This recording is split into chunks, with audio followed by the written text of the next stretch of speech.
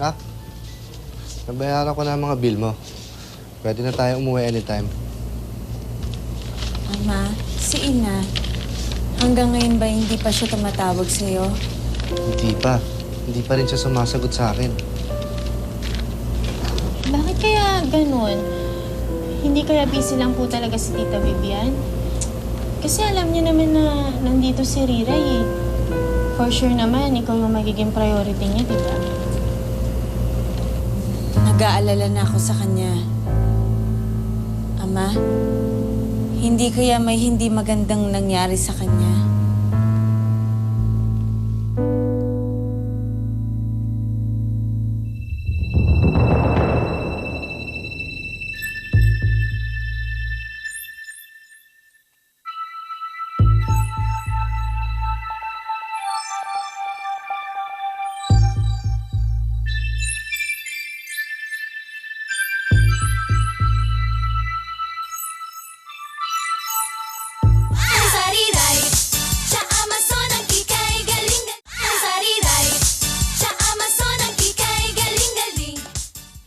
Si John? What do you mean, Izzy? Sumulat si Kuya. Nagpapaalam. Sabi niya magpapakalayo-layo na daw siya. Kaya hindi na babalik yun, Luis. Hindi na yung magpapakita sa atin.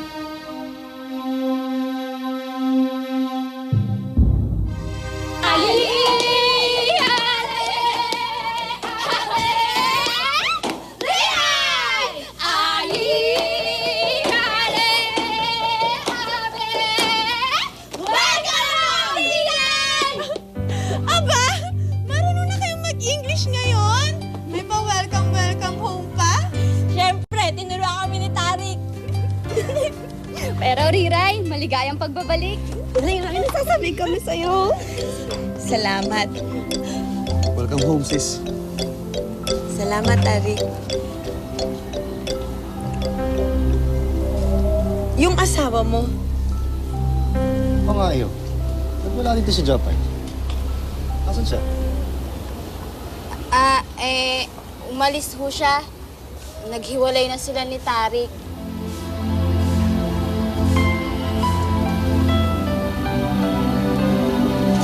Totoo ba yan?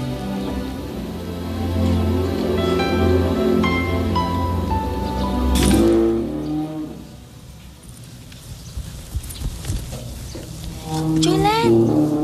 Umi, saan ka pupunta?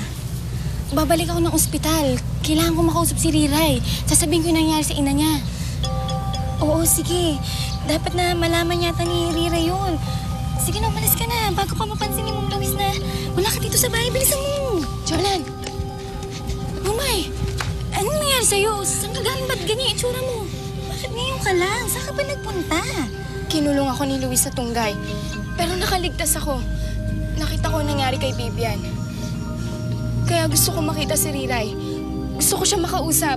Marami akong dapat sabihin sa kanya. Sige, halika na. Sumama ka sa akin. Nandito ka lang pala, Mumay. Bakit kasama mo si Jolan? Saan kayo pupunta? Sinabi ng saan kayo pupunta eh. Hindi, Unggay. May bibilin lang kami. Hindi ako naniniwala sa inyo. Sigurado ako may iba kayong pupuntahan. Kay Riray, no? Kay Riray? Magsusumbong kayo kay Riray, no? Hindi.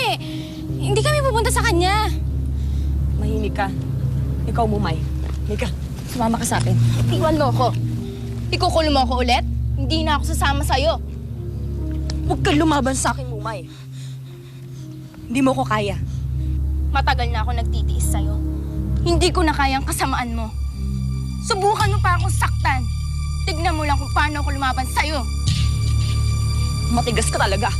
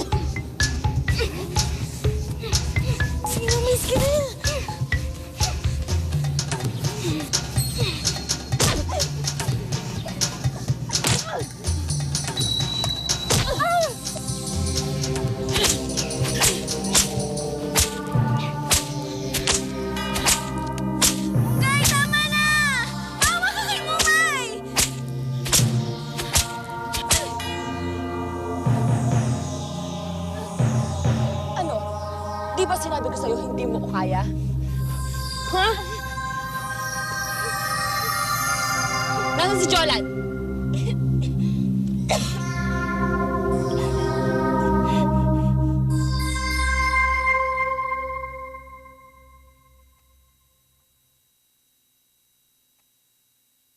Tarik, huwag mo sanang masamain. Pero, bakit kayo naghiwalay ni Jopay? Nag-away ba kayo? Meron ba kayong hindi pagkakaintindihan? Simula pa lang naman. Mula nang ikinasal kami, hindi na kami nagkakaintindihan. At palagi kami nag-aaway. Kaya okay lang to. Masaya na ako. Hiwalay na kami. Kung magsalita ka, parang wala kang kahit kaunting pagtingin kay Jopay. Wala naman talaga. Hindi ko naman siya mahal eh. Hindi ba dati kayong magkaibigan? May pinagsamahan kayo. At kung may pinagsamahan kayo, may pagmamahal kayo sa isa't isa. Wala na yung Riray.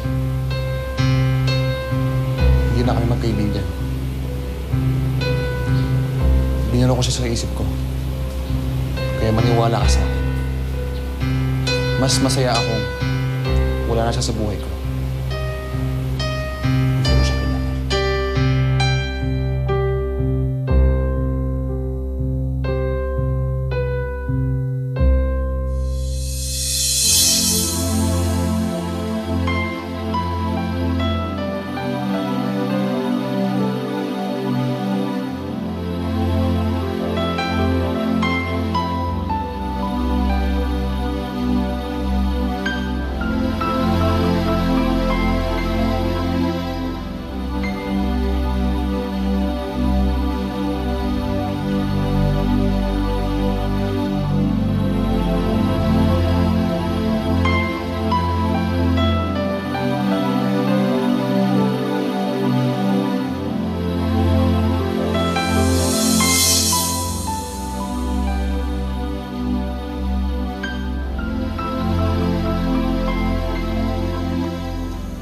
Jopay, malungkot ka na naman.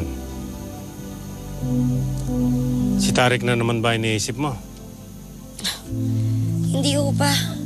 Bakit ko naman iniisipin yung mokong na yun? Huwag ka nang magsinungaling, anak. Kilala kita. Alam kong siya na naman ang iniisip mo. Pa, sinabi ngang hindi eh. Ba't ko naman siya isipin? Eh, alam ko naman na wala namang pakialam sa akin yung lalaki yun. Pa, mula ngayon, ang isipin ko na lang, itong pamumuhay natin. Dito na lang ako magko-concentrate kung paano tayo makakaahon. Nalulungkot ako para kay Jopay. Alam ko kung gaano niya kamahal si Tarik. Sayang lang at hindi siya mahal ng kapatid ko. Ewan ko ba dyan kay Tarik? Napakatanga niya. Mabait naman si Jopay. Maasikaso. Maganda. Pero bakit hindi niya makuwang mahalin? Ayan tuloy. Wala na si Jopay.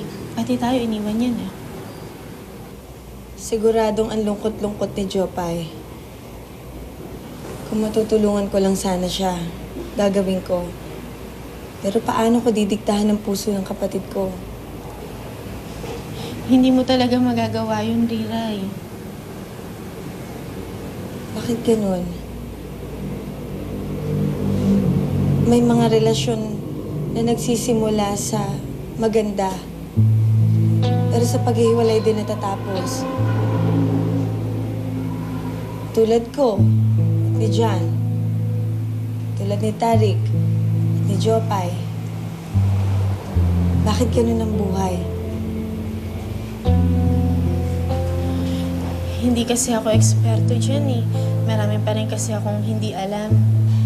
Pero Ganun talaga ang buhay, Riray. May mga pagsubok tayo na dapat pagdaanan. Hindi pwedeng lahat matapos sa happy ending. Pero ang maganda ron, kapag may problema, marami ka rin matututunan.